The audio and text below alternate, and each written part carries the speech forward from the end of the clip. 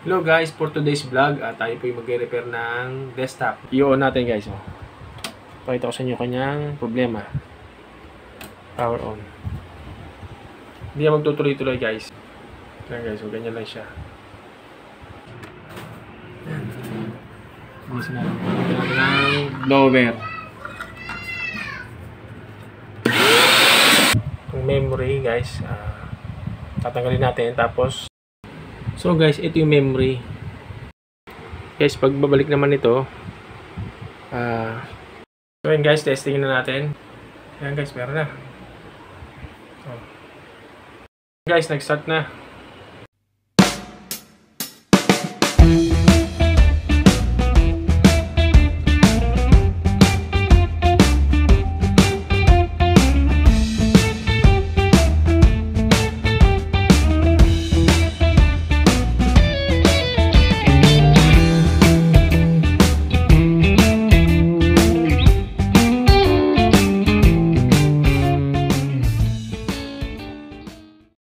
Hello guys, for today's vlog, tayo po yung magre-repair ng desktop na no movement guys. Itong no movement, kapag in-on mo siya guys, yung screen niya black lang, hindi magtutuloy-tuloy. Hindi siya magbo-boot. So, tayo natin troubleshoot ito guys kung anong naging problema. So, tara guys, samahan nyo ko. So, yan guys yung desktop. So, i-on natin guys. Oh. Pakita ko sa inyo kanyang problema. Power on. Hindi na magtutuloy-tuloy guys. Yan guys, so ganyan lang siya. Yan. Hindi nagbo-boot. Pero dito ay yan, ganyan. Nagbiblink naman yung ano niya, hard disk niya, pero hindi siya nagtutuloy-tuloy. So, tutroubleshoot natin guys kung bakit siya ganun. Dapat tuloy-tuloy yan eh. So, tara guys, linisin muna natin, babacuum natin to. Hindi, blower pala, blower. Tapos, check natin yung memory. Baka sa memory lang. Yung guys, bubuksan na natin yung cover ng desktop para gamitin natin ang blower. Natin malinis.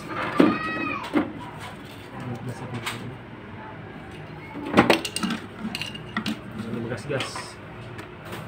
Yan. Gusto natin ng blower.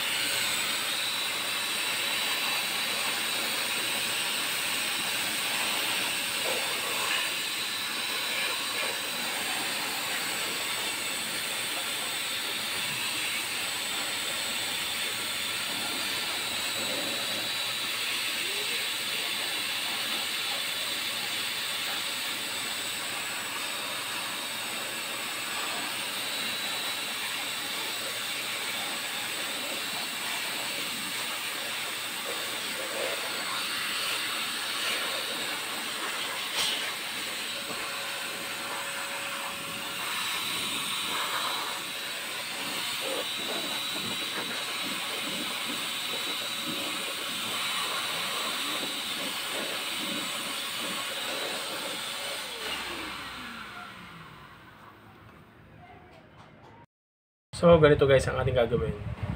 Itong memory guys, tatanggalin natin. Tapos, susubukan natin linisin ng eraser. Eraser na lapis guys. Yun ang gagawin natin. Ganito lang yan guys. Sabay dapat to pero hawak ko yung camera. So, ito meron dito puti na i-push lang natin. Pero dapat sabay yan guys eh. Yan guys. Pipindutin lang natin ito pag ito sabay. Yun, tumalsik na. Yan, lilinisin natin yan guys, yung memory na yan. linisin natin. So guys, ito yung memory. So ang gagawin natin dito guys, yung mga pin niya, yan, mga pin, lilinisin natin ng pencil eraser. So ito lang guys, yung pinaka pin lang guys, para malinis. Nakaroon ng umido yan kasi pag matagal na, parang umido,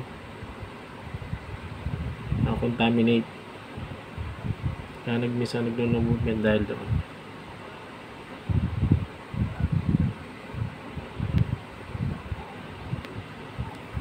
Kabila ganun din. So medyo madali, wala tatamaan na pyesa na component.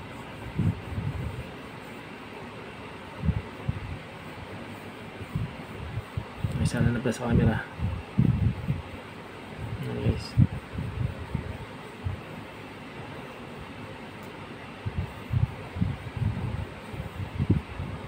Tapos linisin natin. So ulit ito, ulit natin ito dito.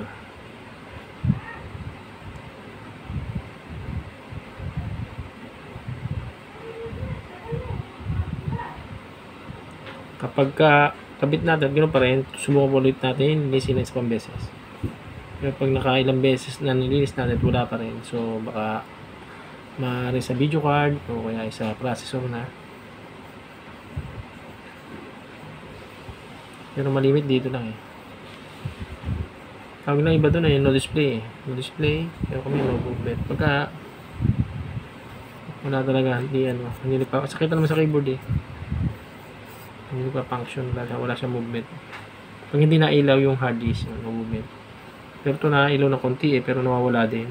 Kumbaga, nagkakaroon siya ng movement, pero mawawala din bigla. Itigil na. So, subukan natin kabit guys. Guys, pag babalik naman ito, tutuon lang natin yan, tutuon lang natin. Automatic na maglalak yan. Siguraduhin lang natin nakatama doon sa kanyang slot. Tuunan na natin. Pag nag-rig mo yung click, okay na yun. So, yun, okay na yun guys. So, ulitin natin. Matasig talaga siya pag yan, no? Para siguradong kumapit sa mga pins.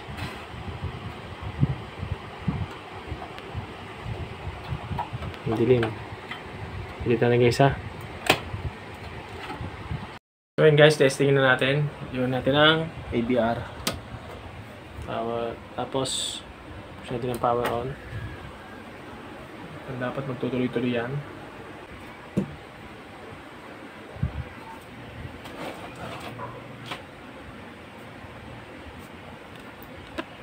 Yan guys, oh. Yan guys, meron na. Oh. Okay na yun. Minaw itong numlock. So may movement na siya guys.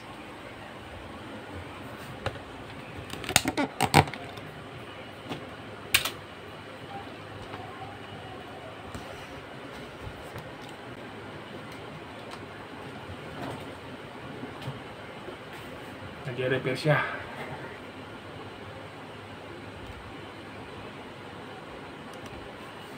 Na-stuck na yan ng matagal guys, ang desktop ko na yan. Yan. Your computer was unable to start. Start up, prepare, is checking your system for problems. If problems are found, start up, prepare will fix them automatically. Your computer might restart several times during this process. No changes. Do you want to restore your computer using system restore? Okay na. So yun guys, kapag ka ganun, no movement or no display, ang tawag na iba. So linisin nyo lang yung memory, yung DDR3. DDR3 ito eh guys, matagal na itong desktop na to, old model na. DDR3 ang gamit. Tapos yung video card, pwede nyo rin linisin. Kung hindi makuha sa DDR3 na memory, pwede rin yung video card, linisin nyo rin kung may video card. Minsan ang gamit kasi walang video card, naka built-in lang. So yun lang yung memory gagalawin nyo. Pag hindi makuha doon, try nyo rin doon sa kanyang processor. So, pinakaunang gagawin, linisin muna guys talaga. Minsan kasi talaga nagkakaroon na ng umidi yung memory niya. So yun guys, update ko kayo pagka nag-start na talaga siya. Medyo matagal to.